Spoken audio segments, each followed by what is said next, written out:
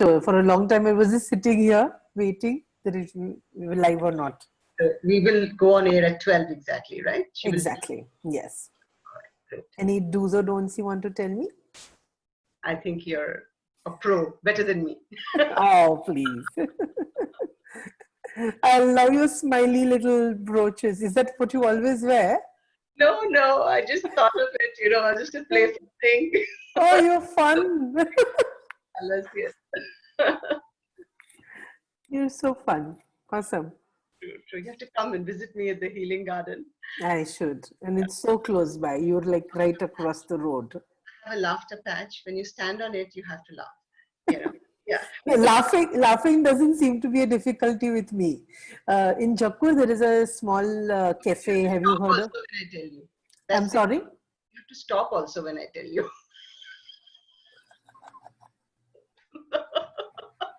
That is the problem. We have to learn. That is the big problem, yes. What were you saying about Jaku? In Jaipur, there is a cafeteria called Just Ruffs, and they very often have comedy nights. Yes. Those are stand-up comedies. But this is different, Of course, no, I'm just giving you a reference. True. So they You invite. smile, you just chuckle and you don't really laugh. No, these guys, they invite me only to be, I mean, deliberately to be an audience so that I laugh, and then the others kind of. Wow. Oh yeah. That's what it's the trick which is used, and that's the science behind it, which we'll talk about. Are you sure we're not live, Lavanya? You can start. We are live, but we should start in a minute. Is it? All right. It's 11:59 on my clock. Okay. We have the luxury of we can go beyond 15-20 minutes, so that's good. Yes.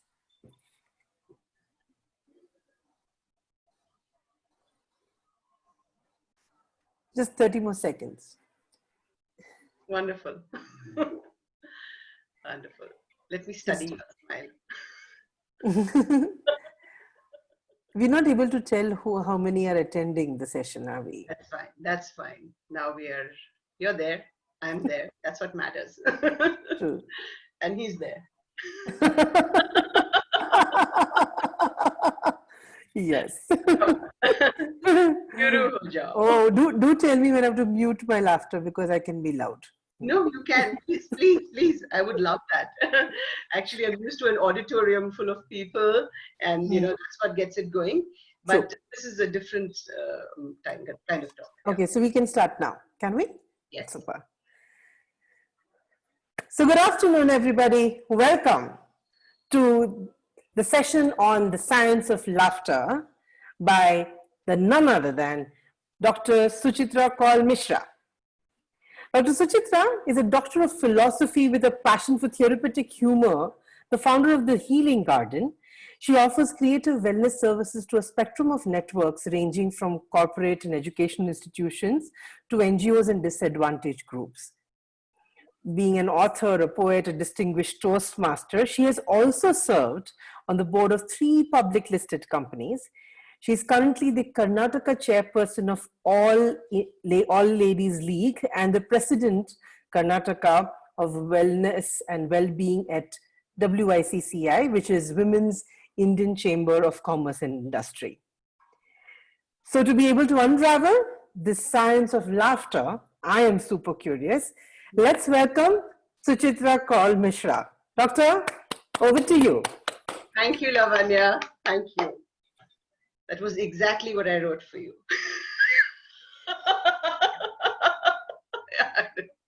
So, when you hear the word science, what flashes before your eyes? Lab coats, microscopes, telescopes, test tubes. But the real world is not in windowless laboratories. It's out there with you. So let's take the same curiosity and make it look through a keyhole of nature. Okay? And then let's try to find out what's going on. If it moves, it's biology. If it stinks, it's chemistry. If it doesn't work, It's got to be physics. But if it tickles you and lifts your mood, then it's gelotology. Yes, gelotology is the science of laughter. Gelos being the Greek word for laughter. And I'm Dr. Suchitra, and I am a gelotologist. But when I undertook my doctoral research in philosophy in 2005, I had no idea where it's going to lead me. In fact, I didn't quite know what I was doing, which is why I called it research. But it carried me from philosophy to psychology to neuroscience, and finally, in the lap of laughter, gelotology. So here I am sharing 3 findings about laughter that are totally backed by science. First one, laughter is central to our relationships. It's the lingo of our bonding and our social connection. It's the hidden language that we speak to each other, irrespective of our cultures, from the time that we are born. As babies, we're just giggling and gurgling in our sleep. Some of us are still doing that, bless them. But for a long time, it was thought that babies are just mimicking adults. Till experiments were done, and it was discovered that even the blind babies were smiling and giggling and chuckling in their sleep to the voice of the humans around them. And that's when science declared that laughter is evolutionarily contagious. And we all remember times when somebody is laughing and we just join in and laugh. And we're quite not sure why we're doing that, but we're just hearing it and we join in. And TV sitcoms use this trick, this very clever secret, through laughter tracks. It's because studies have shown that the same show without laughter tracks is going to get less laughs. That is because scientifically, laughter is evolutionarily contagious. And when we hear laughter, we have a biological desire to laugh, whether or not we actually do. Also notice that when you're happy and you're alone, that's the time when everyone else decides to be with you, besides that, but not in Corona times. So now is a good time to notice that when you're alone, however happy you may feel, you are more likely to smile than to laugh. Because laughter is a signal that we send out to others. It's a social emotion, and we use it to make social bonds. At a very, very primitive level, laughing in the presence of others indicates everything is safe. We are secure. But there are so many social cues involved, and they're very subtle. And science had to dig into it. It had to solve that problem too. But the problem with science is it solves one problem and then it discovers 10 more. So the science of laughter went deeper to find out that if people who are in close relationships, do they share any unique code of laughter? Well, a very interesting and a massive study was done across the globe. It was a study done at the University of California in 2016. Samples of laughter in audio clips were collected from pairs of college students. Some were friends and some were strangers. Same pairs. And then a team of 30 scientists made up of gelotologists, psychologists, anthropologists. They played these audio snippets of laughter to 966 listeners from 24 diverse societies spanning the 6 continents, from indigenous tribes in New Guinea to urban working class people in metros in India, in Europe. And these people were asked whether they thought that the 2 people who were laughing were friends or strangers. Friends or strangers. And a whopping 66% of the people got it right. And the result was remarkably consistent across the all 24 cultures. So there you are. We instinctively know that laughter is central to relationships. That's finding number one. Finding number two is very, very important for our current COVID times because they demand a lot from our immune system. Charles Darwin told us long time ago, it's the survival of the fittest. But now it's the survival of the laziest. But we can still be hit, whether we are sitting ducks or we are moving targets. The good news is that we have an immune system to serve and protect us. But the bad news is that the immune system varies from person to person. But there's one thing that's uniform: the feel-good factor that benefits everybody, and that is a good laugh. So finding number two is that laughter boosts the immune system through the benefit it gives, both short-term and long-term. Now, what happens short-term? The moment you start to laugh, it doesn't just lighten the mental load, it sends a physical signal and induces physical changes in the body. It's just very gentle. The brain gets the message. I'm laughing. I'm laughing. The brain circuitry gets this message and it starts releasing endorphins, potent happiness chemicals into your system. The neurotransmitters, dopamine and serotonin, they get activated. That serves as a reward. It's a food for the brain. And it just fills up our system with the happiness chemicals. This is our homegrown, feel-good chemistry. And that gives us a natural high. It also increases the amount of immunoglobulins and those T cells in our body. And laughter is all about a long exhalation. I'm going to show you this because I'm really good at it. Okay, you can time it. You can time it.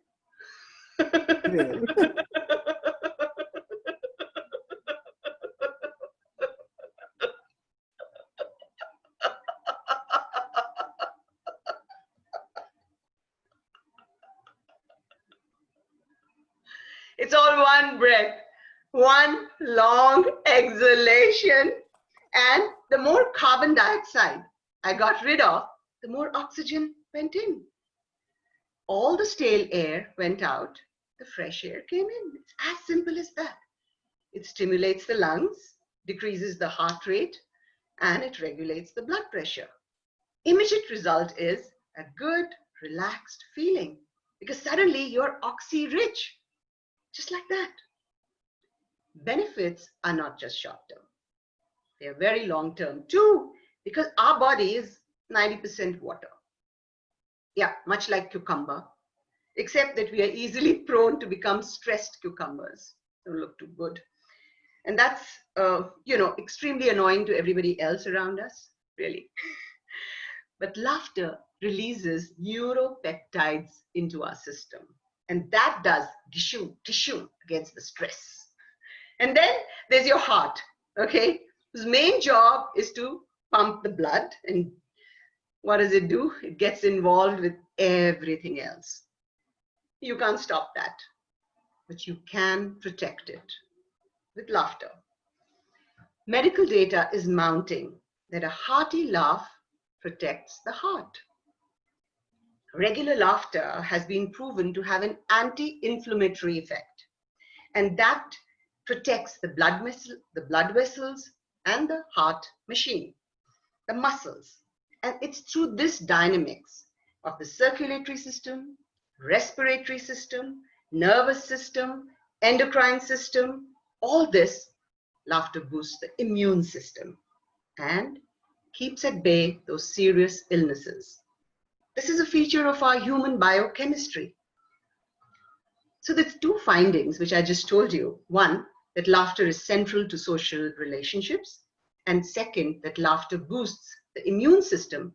This leads us to the third finding, which is that laughter over time creates its own painkiller. And here, we're not talking about a physical muscular pain. No, sir. It's a healing of distressing traumas that it can give a pain relief to. And this research could well have been inspired by the classic Mark Twain quote that humor is tragedy plus time. I personally find this study very intriguing. In fact, it was a series of studies conducted by the University of Colorado's Humor Research Lab. Yeah, they have humor research labs, and seriously, we should have more of those. But in this one, they investigated how the passage of time can influence our perception of a painful event as funny. Seriously. Now, the key ingredient here is the psychological distance of time. One study found that minor incidents like stubbing your toe and you go ouch, ouch, and you just chuckle.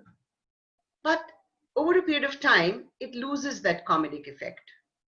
But severe incidents like car accidents, broken marriage, or being chased in a life-threatening situation, these become funnier in our storytelling about it over time.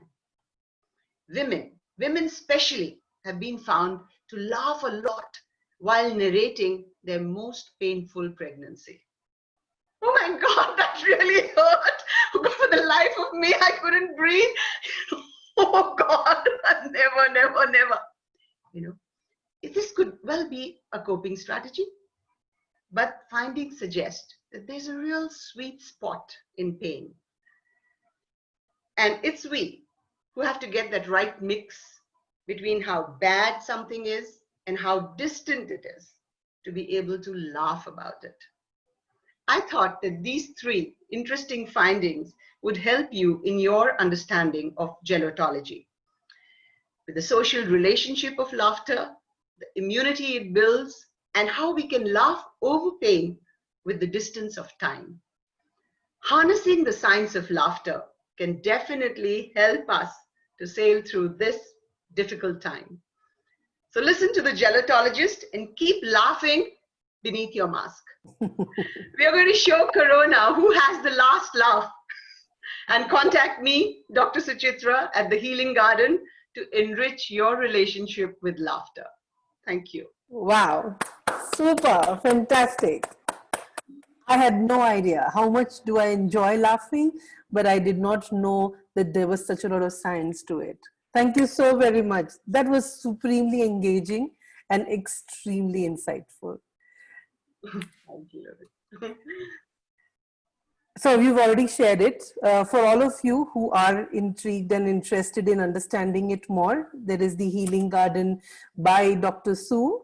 It's a website. You can sign up. I checked out a lot of details on it, and what was the most intriguing part was the way she has introduced the idea of the warnings that you can have. And I thought that was really interesting. The friendly warning to Dr. Sue's humor therapy is that it can be hazardous to angst and blues and may cause positivity. And that is obviously the reason that you are so positive, Dr. Suchitra. Thank you so very much. Thank you. Thank you. Thank you. So should we wind up? Is that, we've already 16 minutes down. Yes, yes. Thank you so much. Yes, you can Bye-bye. back to the tech host to close. Thank you so much. It's been Thank you. real fun having you. Same here. You Hearing are you. amazing. Thank you so much.